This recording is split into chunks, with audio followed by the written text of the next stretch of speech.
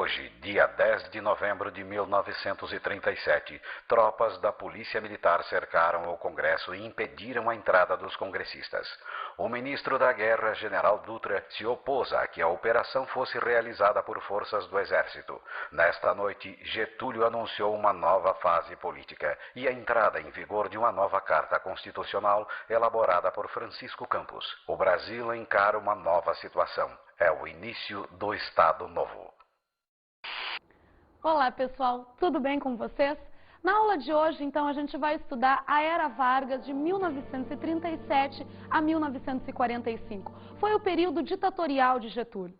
Para começar, é importante a gente tentar entender um pouquinho o que afinal significa a palavra ditadura. Ditadura, gente, significa um governo autoritário, extremamente autoritário, que acaba reduzindo excessivamente os direitos civis de todo o cidadão. Numa ditadura, o executivo, um líder ou um determinado grupo político é que tem um maior poder, sobrepondo inclusive ao legislativo e ao judiciário. Foi dessa forma, então, que Getúlio Vargas vai levar esse período no governo aqui dentro do Brasil. O Estado Novo, gente, vai ser a denominação que vai ser dada para esse período ditatorial de Getúlio Vargas aqui no Brasil. Esse nomezinho foi dado por Getúlio com influência nos movimentos fascistas que estavam acontecendo na Europa. A influência fascista na forma administrativa que Getúlio vai ter não é algo à toa, pessoal. Getúlio está inserido no contexto em que ele está vivendo. Desde a queda da Bolsa de 1929, a forma de administração liberal, o capitalismo liberal, estava em queda. Cada vez mais a tendência eram governos autoritários, governos totalitários que administrassem mais de perto a economia. Uma forma que foi encontrada, então, para tentar resgatar esses países que haviam quebrado graças à crise de superprodução de 1929. Getúlio vai ser, sim, influenciado por essa forma administrativa que estava surgindo na década de 20 e na década de 30. A primeira medida feita por Getúlio Vargas vai ser escrever uma nova Constituição para o Brasil. Mas, diferentemente do que aconteceu em 1934, quando Getúlio Vargas convocou uma Assembleia Nacional Constituinte para que elaborasse um projeto de Constituição, que por sua vez seria votado, agora Getúlio Vargas vai outorgar, vai impor uma Constituição para o Brasil. Essa vai ter um caráter extremamente autoritário, ditatorial e mostrando forte influência fascista. Daí o apelido que ela vai acabar recebendo por parte da população brasileira e por parte da oposição a Getúlio Vargas, ficando conhecida então como a Constituição Apolaca. Vamos escutar agora um texto bastante interessante retirado do site do Senado brasileiro. A Constituição de 1937, apelidada de Polaca, foi outorgada por Getúlio Vargas e elaborada por Francisco Campos. De forma extremamente autoritária, concentrava todo o poder político nas mãos do presidente da República. Para isso, Getúlio fechou o Congresso Nacional, as Assembleias Estaduais e as Câmaras Municipais, ficando o sistema judiciário subordinado diretamente ao Poder Executivo. Os estados passaram a ser governados por interventores, nomeados pelo próprio Getúlio, que designavam os prefeitos municipais. No dia 2 de dezembro de 1937, o governo, através do Decreto-Lei nº 37, dissolvia todos os partidos políticos. Como podemos perceber pelo texto lido, gente, a Constituição de 1937 vai dar amplos poderes para Getúlio Vargas, ou seja, para o Executivo. Outra característica importante dessa Constituição é o forte papel do Departamento de Imprensa e Propaganda, o DIP, e do Departamento de Ordem Político e Social, o DOPS. O DIP, pessoal, vai ser o órgão responsável por fazer o controle da imprensa dentro do Brasil. Qualquer tipo de censura era o DIP o órgão responsável por fazer. Já o DOPS vai ser a polícia de Getúlio Vargas, controlado por Filinto Miller, vai ser o órgão responsável por fazer prisões, exílios, torturas dentro do Estado Novo. Outra característica importante que temos na Constituição de 1937 é a instituição do estado de emergência, que significa o fechamento do Congresso Nacional, o fim da liberdade de imprensa e o fim definitivo dos partidos políticos que vigoravam até aquele período, como, por exemplo, o Partido Republicano Paulista e o Partido Republicano Mineiro.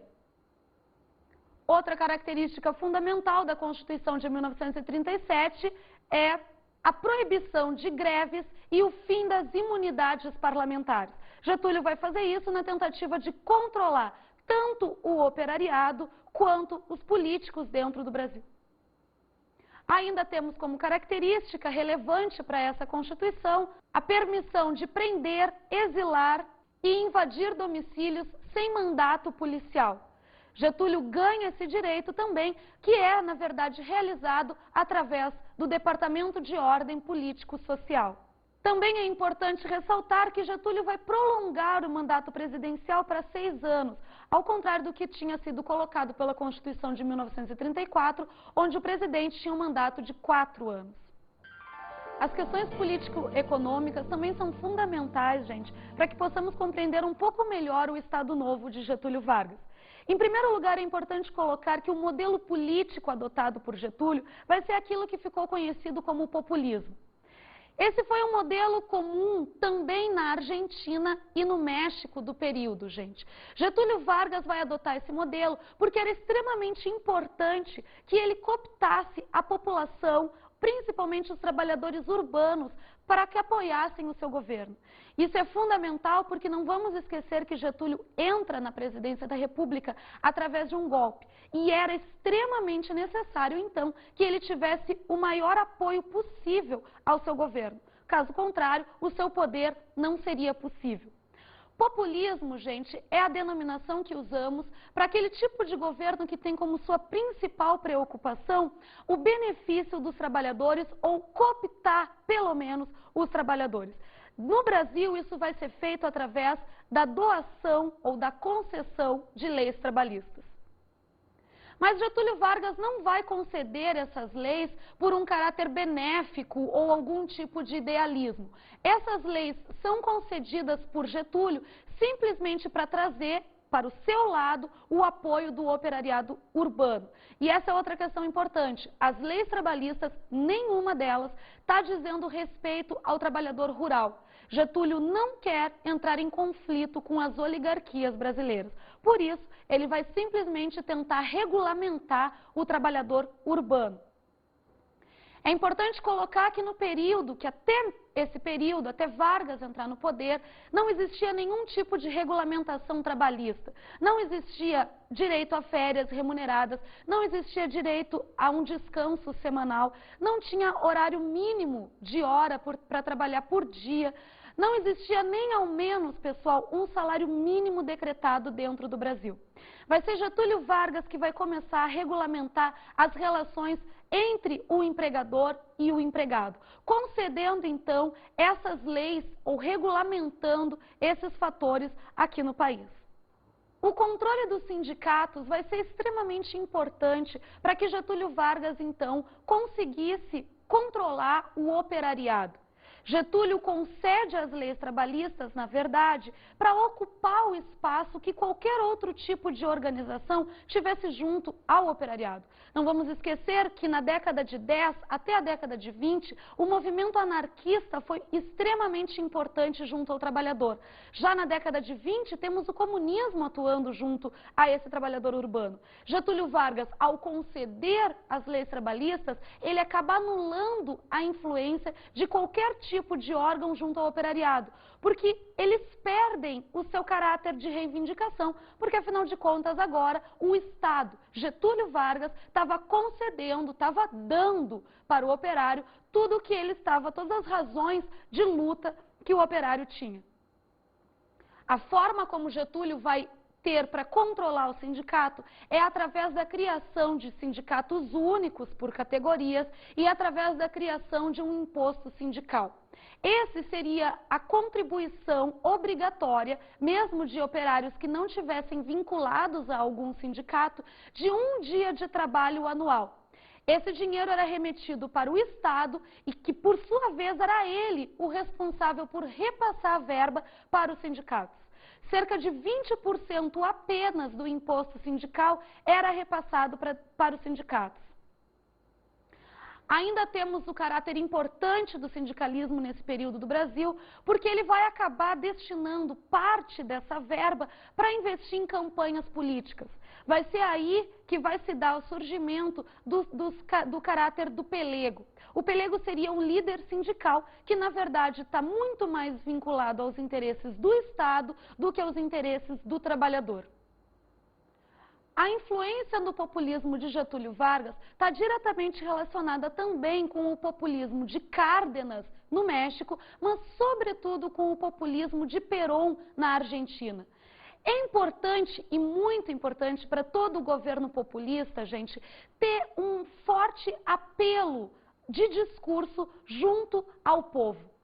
Getúlio Vargas tinha uma oratória fantástica, o que não acontecia já com Perón na Argentina, e por isso a extrema importância de sua mulher Evita para chegar mais próximo ao povo.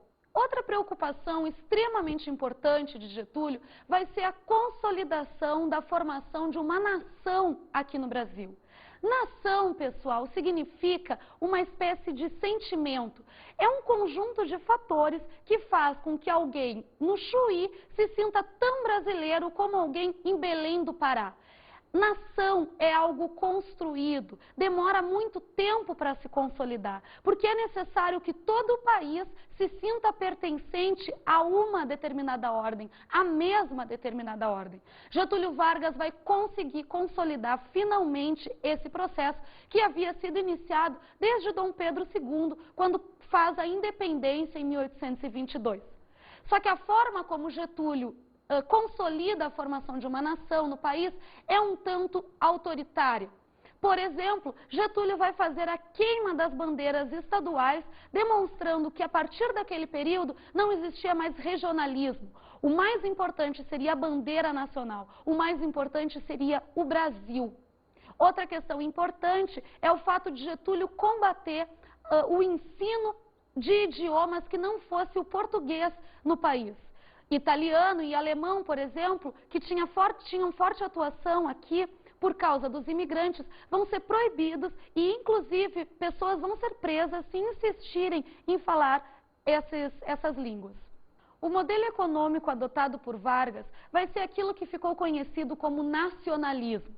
Mas é importante colocar que o nacionalismo de Getúlio Vargas não é o que poderíamos chamar de ortodoxo, de radical. Getúlio, para desenvolver o país, aceita, sim, investimentos externos, aceita capital estrangeiro, o que vai caracterizar, então, um caráter um tanto mais aberto ao seu modelo econômico. Nacionalismo vai ser quando o governo pretende criar estatais. O governo vai interferir diretamente na economia e vai proporcionar a criação de estatais. A criação de indústrias de base vai ser o principal foco de Getúlio Vargas no desenvolvimento dessas estatais no Brasil. Assim vamos ter o surgimento da Companhia Siderúrgica Nacional, criada em Volta Redonda, e também da Companhia do Vale do Rio Doce. A principal inovação de Getúlio Vargas, então, gente, é exatamente essa criação de indústrias de base. Até esse período, a industrialização do Brasil era toda centrada na produção de bens de consumo não duráveis, principalmente, então, a produção de têxteis. Getúlio, desenvolvendo indústria de base, extração de ferro, extração de aço, vai abrir um novo mercado e importante mercado para o Brasil. É importante colocar que a industrialização brasileira sempre acontece através de surtos industriais. O que significa isso? Sempre envolvido com algum contexto de crise internacional, o país aproveita dessa conjuntura e acaba provocando uma industrialização no país. Isso foi o que aconteceu, por exemplo, na Primeira Guerra Mundial, onde o Brasil vai acabar tendo dificuldade de importar produtos e, com isso, vai acabar dando um incentivo para a produção nacional.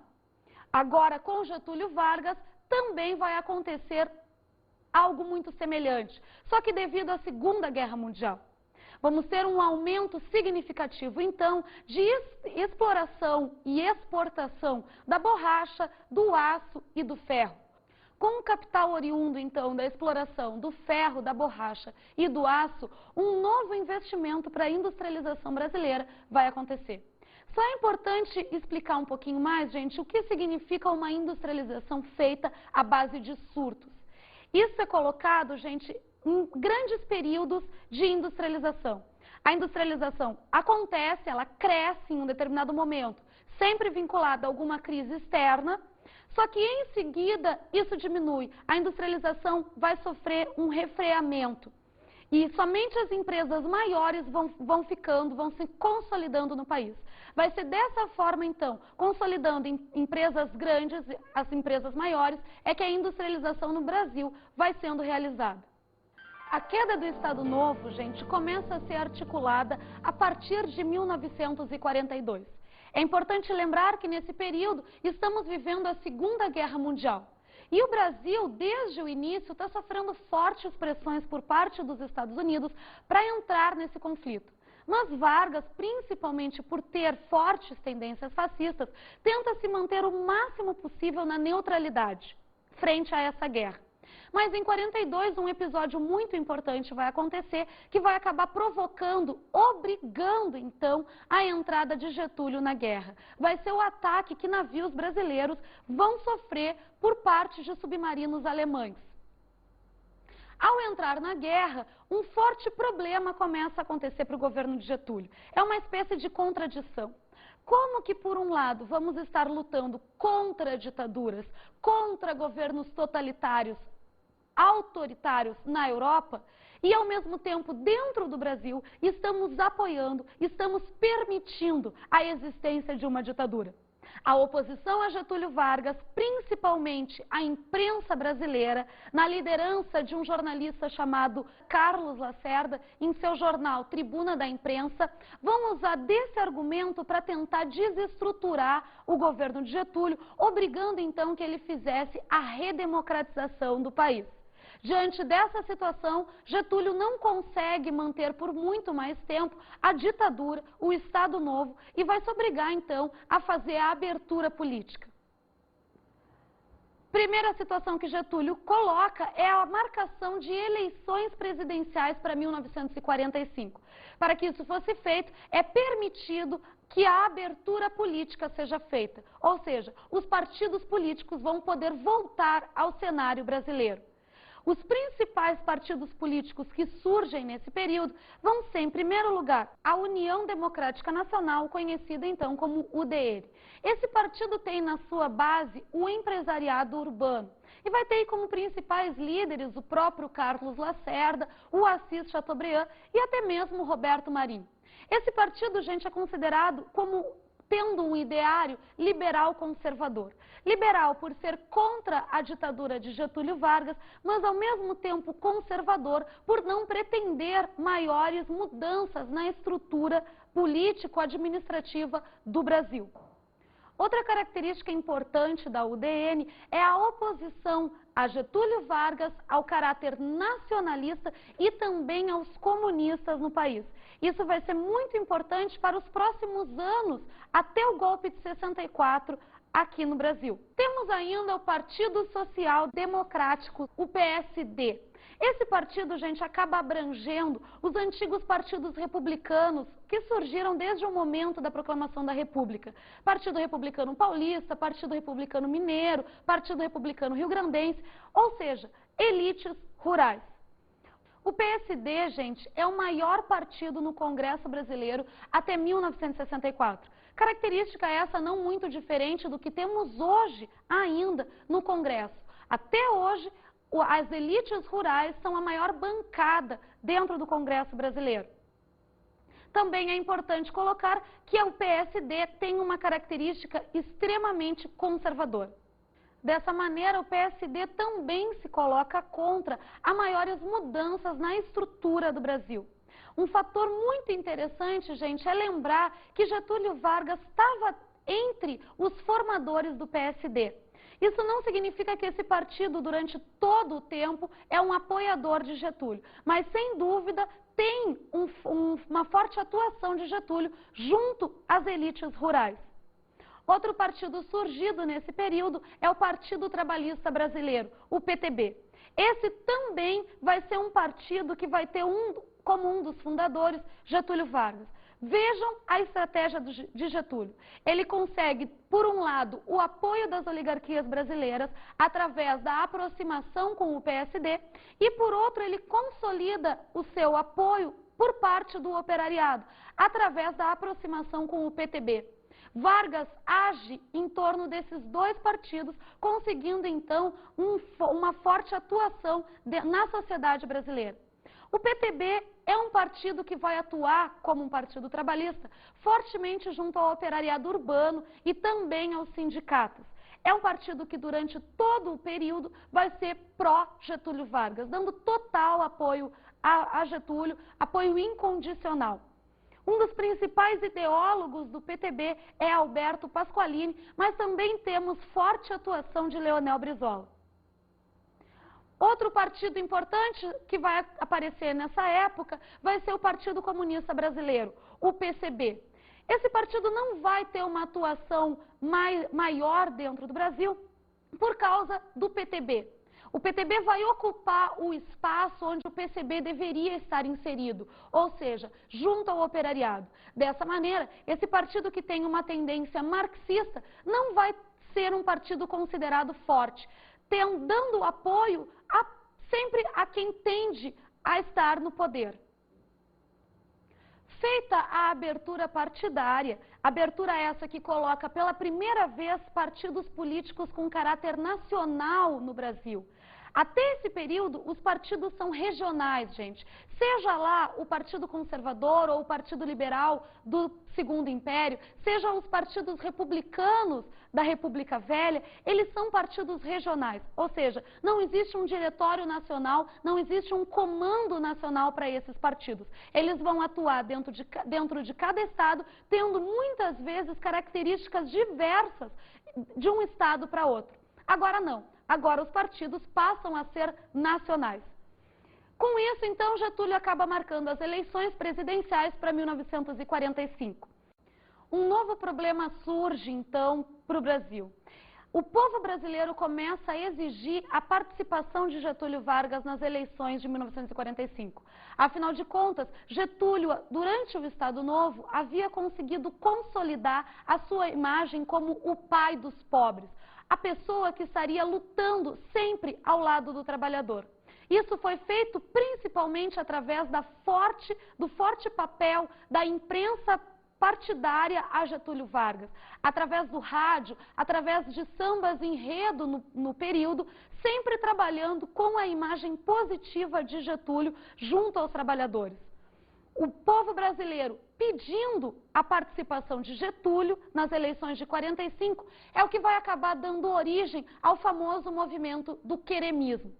O povo brasileiro quer Getúlio Vargas concorrendo às eleições, mas, por outro lado, a oposição a Getúlio, tanto a UDN quanto o PSD e também as Forças Armadas Brasileiras, não querem Getúlio Vargas participando das eleições, porque sabem que se Getúlio concorrer à presidência da República, ele vai ganhar com forte participação, com forte apoio popular.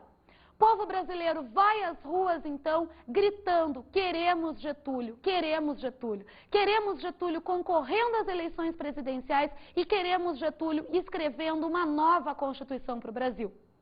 Nessa conjuntura, a oposição a Getúlio Vargas percebe que se Getúlio concorrer às eleições ele vai ganhar, então é importante tomar alguma medida. Vai ser assim que um golpe militar contra Getúlio Vargas vai ser articulado e Getúlio vai ser derrubado antes mesmo das eleições presidenciais acontecerem. Foi em 1945, através de um golpe feito pelo Exército Brasileiro, que Getúlio Vargas é derrubado e o Estado Novo termina definitivamente no Brasil. 29 de outubro de 1945. Os ministros militares destituíram o presidente do Brasil, Getúlio Vargas, colocando ponto final na ditadura do Estado Novo. A vitória dos aliados contra o totalitarismo tinha minado o regime de Vargas. Ironicamente, o Brasil tinha lutado ao lado da democracia contra o nazifascismo. O país declarou guerra à Alemanha e à Itália em 42, cedendo à insistência americana. Desde o ano anterior, os Estados Unidos vinham injetando muito dinheiro no Brasil, diluindo a simpatia do governo pelo eixo. Assim, surgiram a Companhia Siderúrgica Nacional em Volta Redonda e a Fábrica Nacional de Motores no Rio. Cada vez mais a nação imensa para a sua predestinação histórica. Em 44, o Brasil entrou de fato na guerra. 25 mil pracinhas da Força Expedicionária Brasileira, a FEB, foram mandados para a Itália. A divisão de infantaria, comandada pelo general Mascarenhas de Moraes, se incorporou ao 5º Exército Americano. No segundo semestre, as forças brasileiras venceram várias batalhas, empurrando os alemães cada vez mais para o norte, até chegar a Monte Castelo. Ali, o exército nazista impôs severa resistência. Em 3 tentativas, os alemães rechaçaram os brasileiros, causando pesadas baixas. Somente no final de fevereiro de 45, os pracinhas conquistaram a posição. Eles foram ajudados pelo esquadrão Sem Tapua da FAB, que bombardeou os inimigos. A FEB obteve novas vitórias, até chegar a Turim, encerrando a participação do Brasil na guerra. Na volta em julho, os pracinhas foram recebidos com uma apoteótica festa na capital da República. A ditadura Vargas agonizava. As manifestações antinazistas trouxeram os opositores do governo de volta às ruas. A contradição entre lutar pela democracia no exterior e manter a ditadura no país foi crucial. Getúlio ainda tentou iniciar um processo de redemocratização. Libertou presos políticos como Luiz Carlos Prestes e convocou eleições. Era tarde demais. Os próprios ministros militares depuseram o ditador.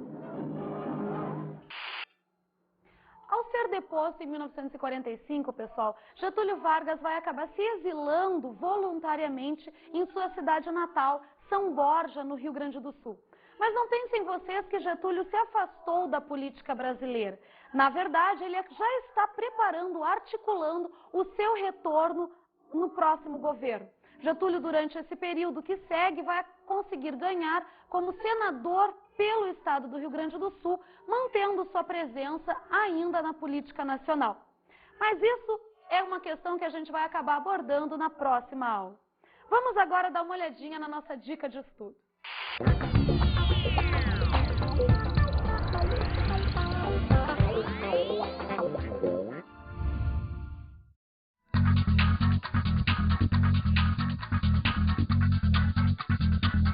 Bem, gente, a minha dica de estudos para a aula de hoje é vocês darem uma olhadinha no site www.cpdoc.fgv.br. Esse site é da Fundação Getúlio Vargas e ele é riquíssimo em imagens de época, o que pode tornar muito mais interessante o estudo de vocês sobre esse período denominado de a Era Vargas.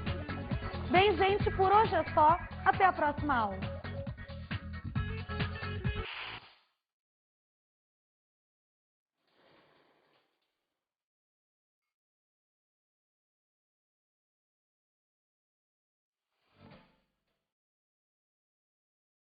Na aula de hoje, estudamos a Era Vargas, 1937-1945.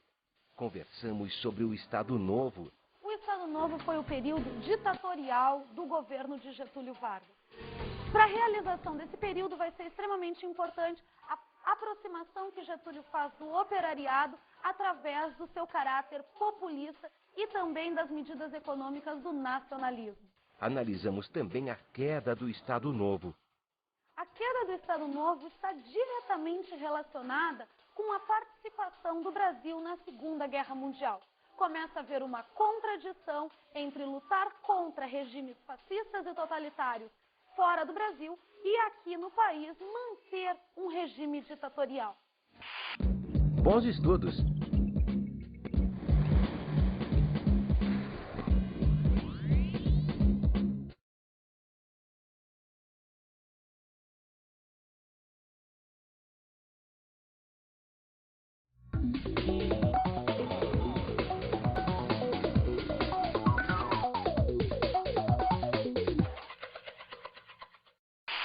Olá, professor, tudo bem? Uma atividade que eu sugiro que seja trabalhada com os alunos para melhor analisar esse período da Era Vargas, seja discutir como que foi feita a industrialização brasileira. Para isso pode ser muito válido fazer um retorno, inclusive, até o primeiro surto industrial acontecido no Primeiro Império. Outra sugestão que eu dou é trabalhar com análise de discurso de Getúlio Vargas. Pegar os discursos produzidos mesmo dentro da Voz do Brasil e tentar analisar como que a imagem de Getúlio, sendo o pai dos pobres, é montada por esse governo. Obrigada, pessoal. Até a próxima.